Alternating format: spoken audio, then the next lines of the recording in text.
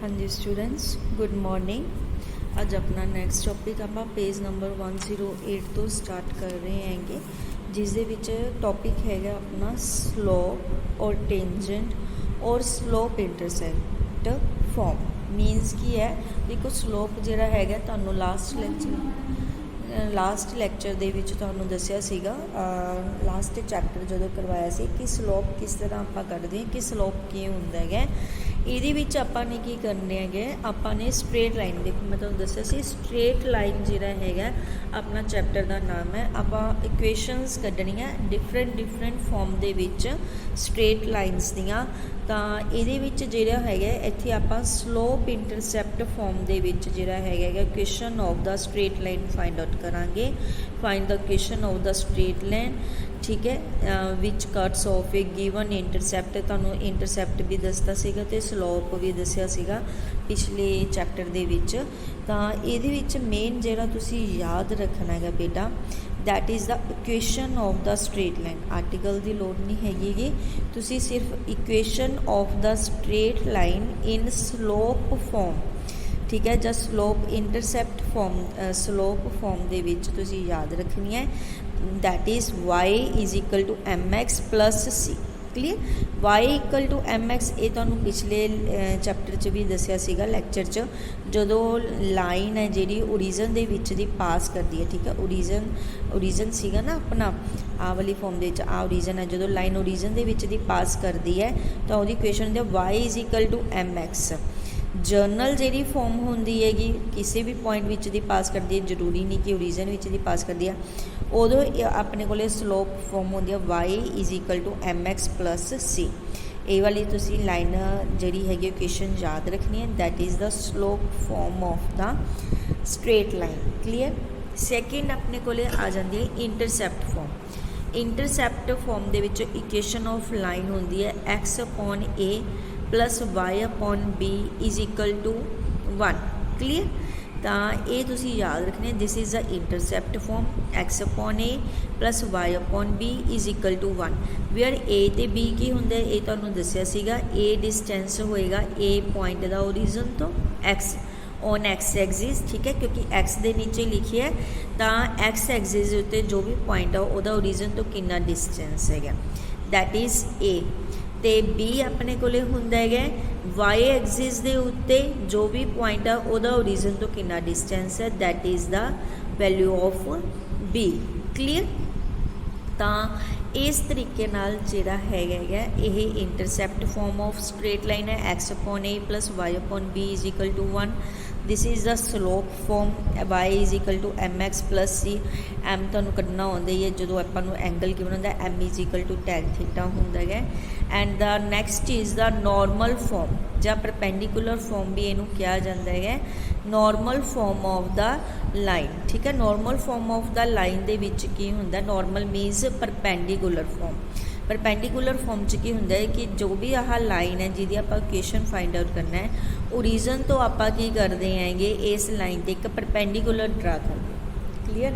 We draw perpendicular from origin to this line, ਤਾਂ करके इनू की कहते perpendicular form of the equation. Find the equation of the straight line in terms of P.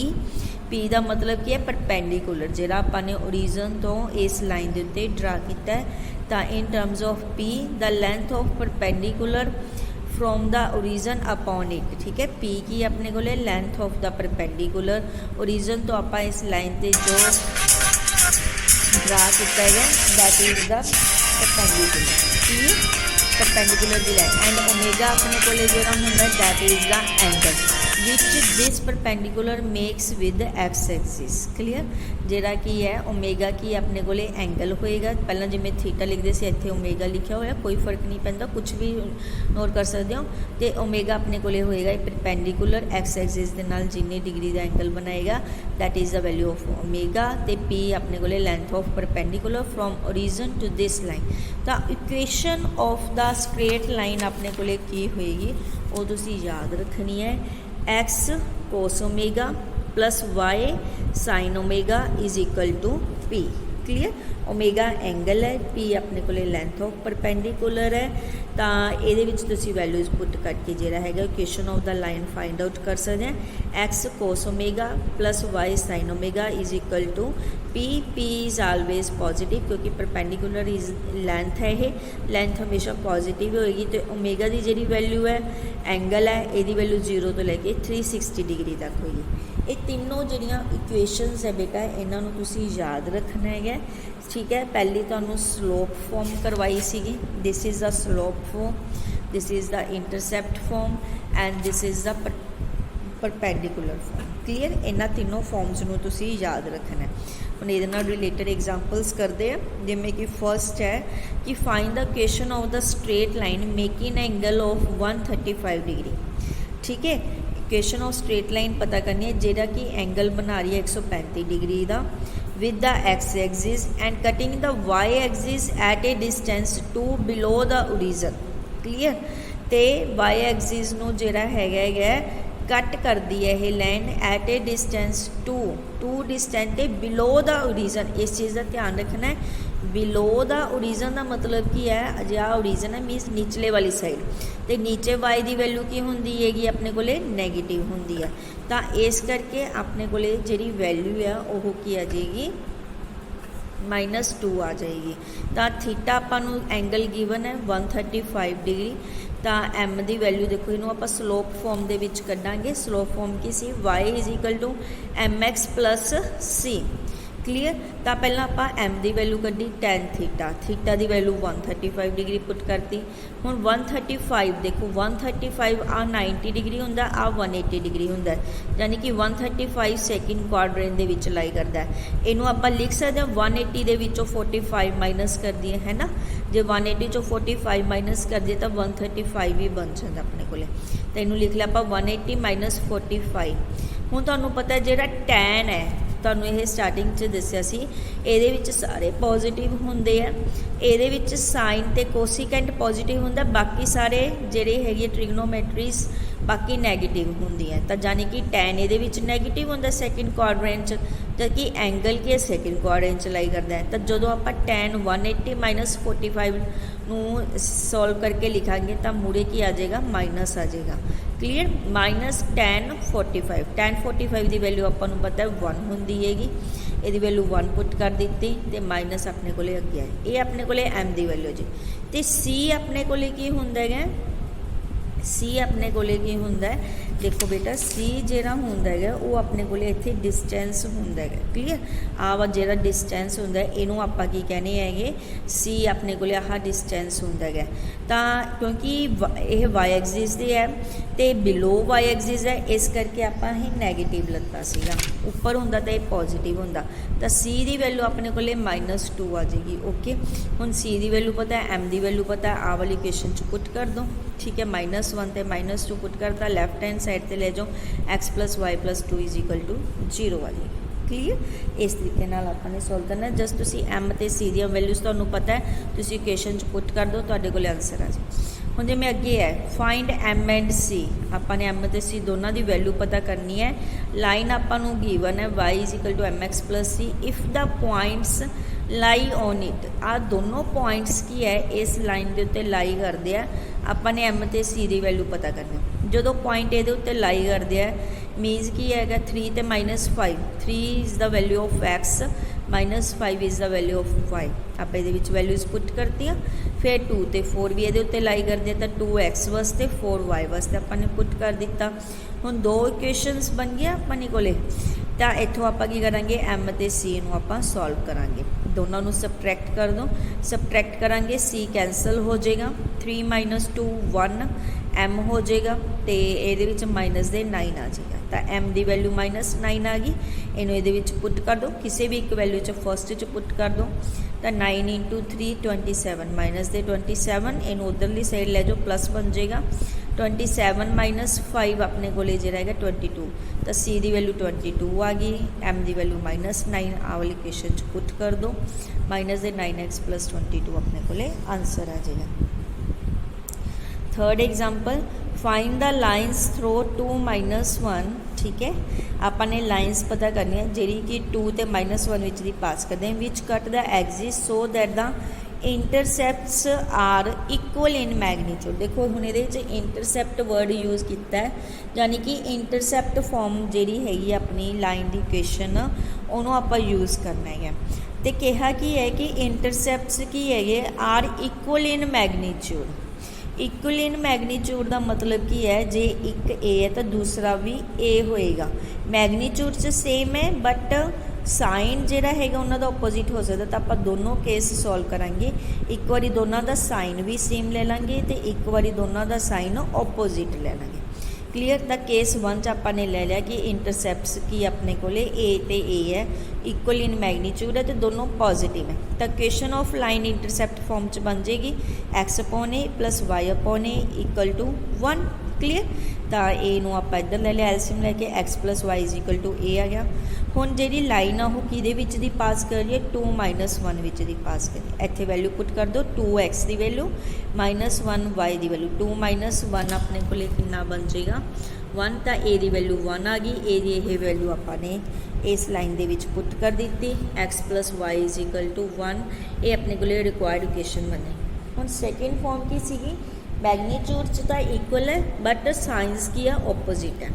जो sign opposite है तो equation of line बन जाएगी x upon a plus y upon minus a is equal to 1। LCM ले लो ए तो x minus है जोड़ा वो इत्थे लग जाएगा ठीक है तो ये उधर चला x minus y equal to हुण ये भी लाइन है जी 2 -1 विच दी लाई करते हैं 2 -1 ये उत्ते लाई करता है तो वैल्यूज पुट करते हैं 2 माइनस एक इत्थे भी है तो प्लस हो जाएगा +1 ए दी वैल्यू 3 आ जाएगी। वैल्यू पुट करती x minus y equal to 3 अपने को इक्वेशन आ जाएगी।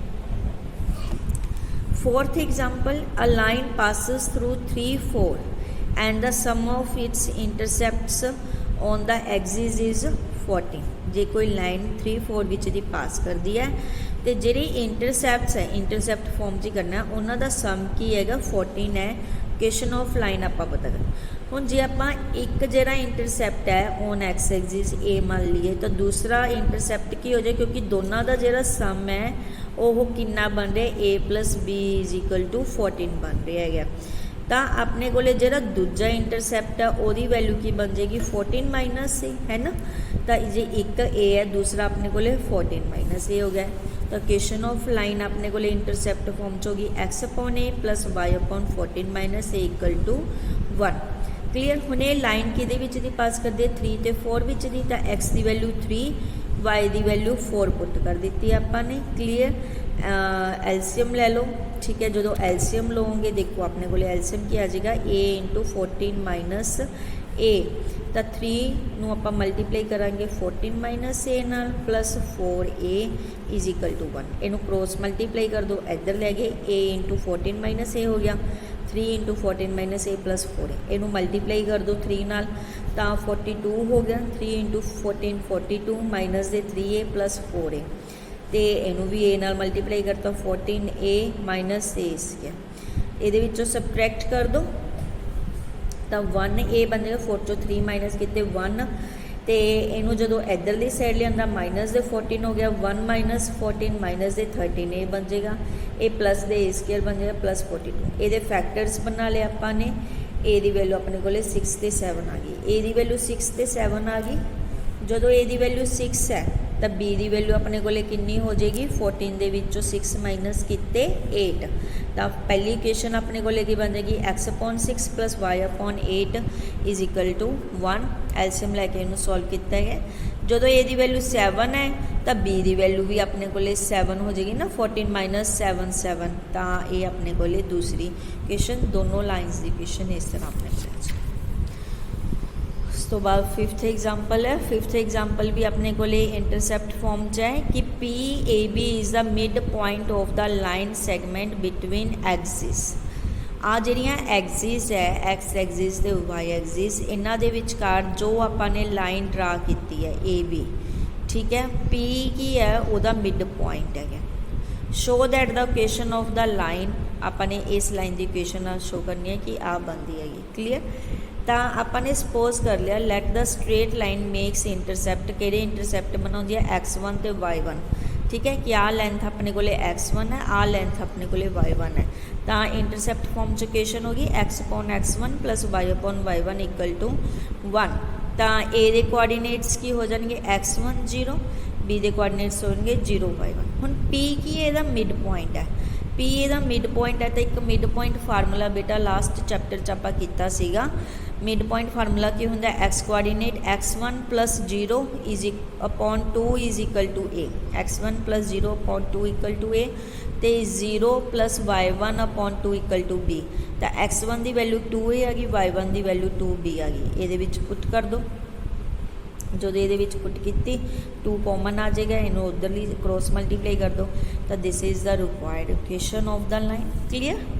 उस तो बाद 6th ये जरा है अपनी लास्ट टाइप आ गई परपेंडिकुलर फॉर्म कि find the equation of the line whose perpendicular distance from the origin is 5 units. ठीक है, इक्वेशन ऑफ लाइन आपने पता करनी है जिहदा परपेंडिकुलर डिस्टेंस फ्रॉम, देखो इथों डिस्टेंस फ्रॉम ओरिजिन कितना आपां नूं आह कितना गिवन है 5 गिवन है।